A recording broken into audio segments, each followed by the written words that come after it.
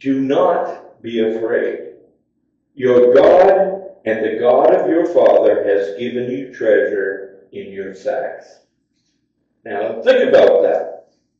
This ought to have made a big dent in their thinking, but it seems to brush over their head and not mess up a single hair. This, to me, would be very strange coming from an idol-worshipping Egyptian, would it not? Why would he say, your God and the God of your father has given you treasure? Now, so I thought about this statement when that occurred to me. And I concluded that something I think has occurred in this man's life, the steward's life. Think about him. He's been serving Joseph, and I believe Joseph's faith has rubbed off on him. I believe he's become a believer. Because he observed how faith in Almighty God had changed his own earthly master. He'd been watching and working and serving under Joseph for many years, probably at this point. So the steward does something that he, probably was ordered to do by Joseph, but also was kind of an automatic thing. He provides water to wash their feet as an act of respect. Jesus, as I said, washed the disciples' feet as a servant. Then he feeds their animals, another sign of respect. So meanwhile, the brothers are preparing a gift in an attempt to curry favor. But what he tells them is they have nothing to fear. Peace be with you. Who typically would say something like that today? A Christian. A Christian would say that. So I believe something has happened in this steward's life. He may still be an Egyptian, but he is a believing one. And Mary and I knew one very special guy that was Egyptian. His name was Daniel Messiah, and he was a full-blown Christian. He used to go into the marketplace, and he would debate with his Egyptian brothers. And he wouldn't use the Bible to try to dissuade them to become Christians. He would use the Quran because he knew it front and back. And he would use their own quote-unquote Bible against them. So it's very interesting what happens with this steward. So now the scene is set. Verse 26 through 34, the rest of the story, as we've heard before. And when Joseph came home, they brought him the present which was in their hand in the house. And they bowed down before him to the earth. Think about that. Then he asked them about their well-being and said, is your father well? The old man of whom you spoke, is he still alive? And they answered, your servant, our father, is in good health. He is still alive. And they bowed their heads down and prostrated themselves. Then he lifted his eyes and he saw his brother Benjamin.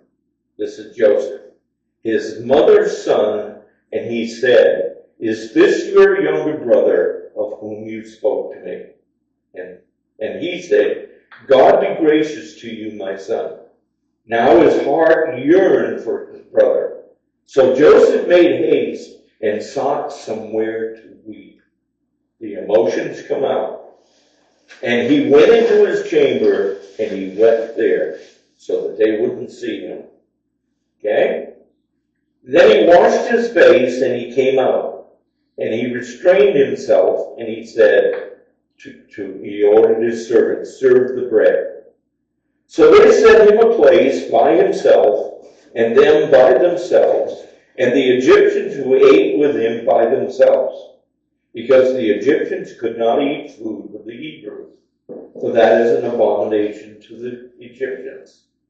And they sat before him, the firstborn according to his birthright, and the youngest according to his youth. In other words, he lined them all up in order. And they took servings. Then he took servings to them from before him. But Benjamin's serving was 5 times as much as any of theirs. So they drank and were merry with him. Now, Joseph arrives at home. Apparently he's a very busy man. You would think so if the famine was going on and he was responsible for, selling food to all of the people. He's also a man of authority. He's the second most powerful man in all of Egypt. But he's waiting for his brothers, I think, to get settled at his house before he arrives. The brothers, though, are still apprehensive. And then I think, excuse me, unwittingly the brothers fulfill the prophecy of Joseph's earlier dream. They prostrate themselves not only once, but twice before him, and bow down before him to the earth, all the way down. I seriously doubt that they even recall Joseph's dream of some 20 years ago. They don't even think about that. I find it instructive what this scene teaches me personally. The teacher always has to get the lesson first.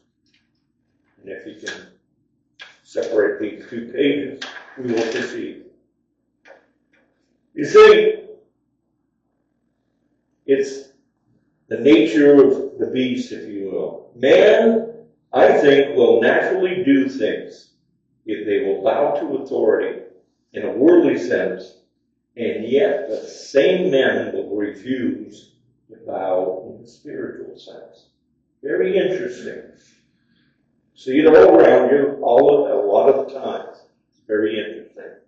The brothers bowed before the man they supposed to be mighty in the world, but they had rejected bowing before a divine one who is invisible.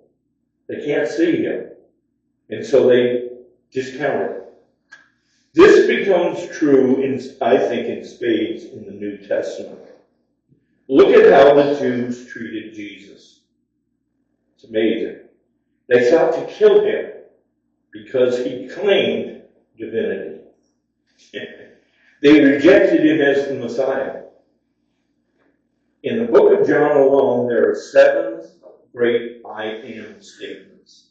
I am, translated from the Hebrew, is Yahweh. And Jesus says 7 specific times, I am. I am the good shepherd. I am the bread of life. And on.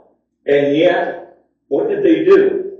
Almost every time you read the reaction was, they gnashed their teeth at it. They hated it. They sought to kill him. They rejected him